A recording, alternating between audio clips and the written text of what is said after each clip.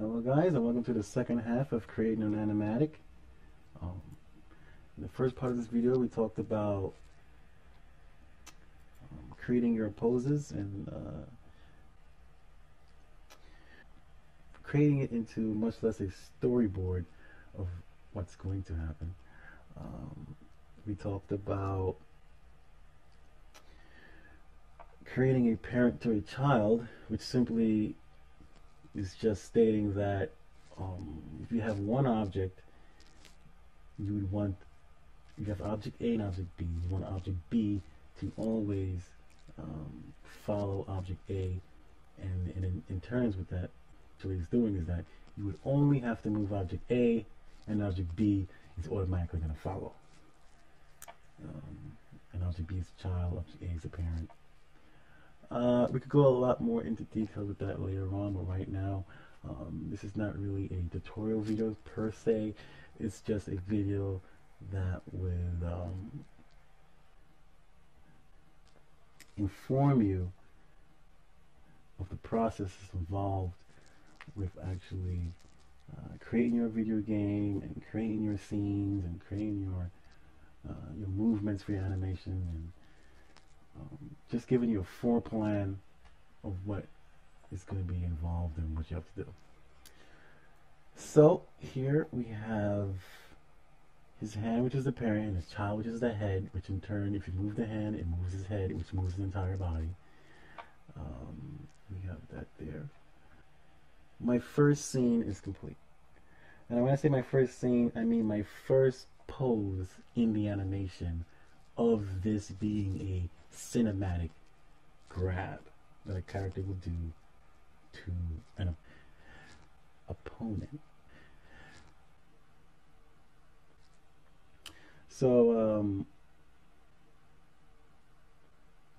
with the first animation down, we're going to start to work on a second animation, and it's really easy to work on a second animation right from the ending of your first animation. So I'm going to move right out of the first animation here, right into the second animation here. Now I'm still trying to figure things out and get the right poses down to accomplish the right look that I'm trying to get. As you can see, with character A, let's rewind a bit here. Okay. When character A here changes his entire pose, character B automatically follows. As you can see, he still is attached to his arm. Okay? So that's what you want.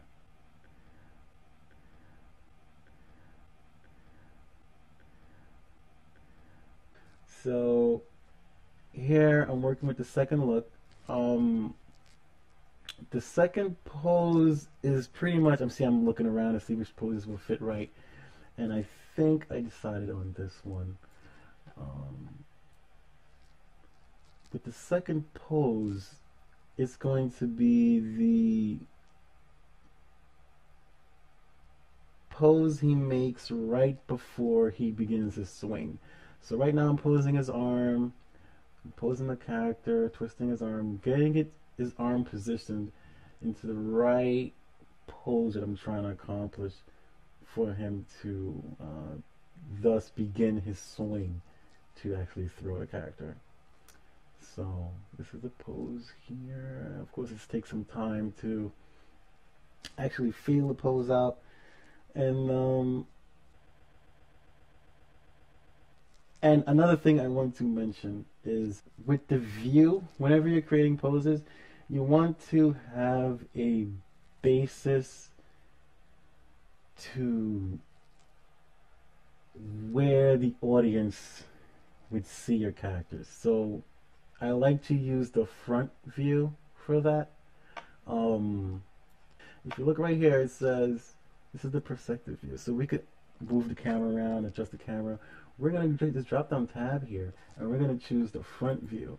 What the front view does is actually locks the camera in place, so we can't adjust it.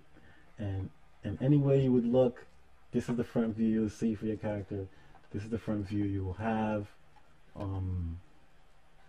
and you want that view so you can range how in perspective your character is to your first pose. So I'm kinda, with the pose I was looking for is kind of like a meat shield slash ragdoll pose, just for character A to show his superiority over character B, in turn saying, I'm leagues above you to the point where I'm throwing you effortlessly. That's the kind of look I was trying to get. Yes, it's trying to be an effortless throw, but have it look really superior in the sense that there's no way that character B could have defended against that. That's the second pose there, which actually looks pretty good. In the third pose, like I said, we saved this.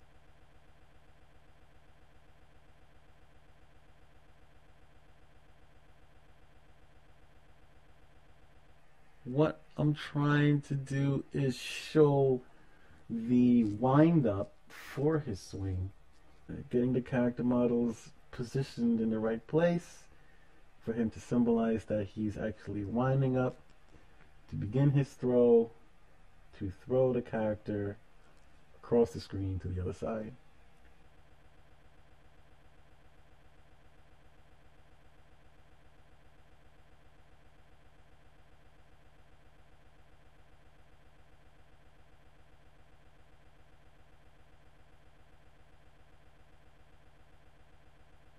Looks a little sloppy right now, guys, but you'll see in a minute.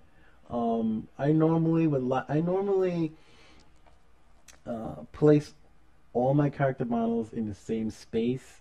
I know that if your hardware, you may not want to do this because there's a lot of objects in the stage area, and it could really bog down your PC or laptop or what have you. Mac for some, but I like to have all my models. That's just me, that's my personal preference. I switched to the left view here in the drop down tab, just so I have a nice basis to begin posing the other character models I have on stage. Just so when it's time to actually create the animation, they're not too far off from the first initial pose.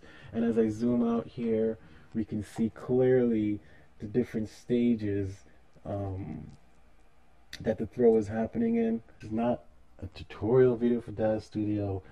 Of course, if you need help on that, there are countless amounts of videos online for that purpose. Because in Animatics, it's where your character really comes to life, and your character really shines and creates and begins to grow in their personality. Each character has a throw, but you want to make each character's throw different. So in the beginning of the throw, you'll be comparing other throws that you've created, and thus down the line, and it's really helpful having everything broken up into each individual stages. Any questions, comments, let me know. Any questions about Daz Studio 4.0 Pro? It's free. Go out there and get it. You know, I mean, you can't really beat free. See you guys next time on the next video.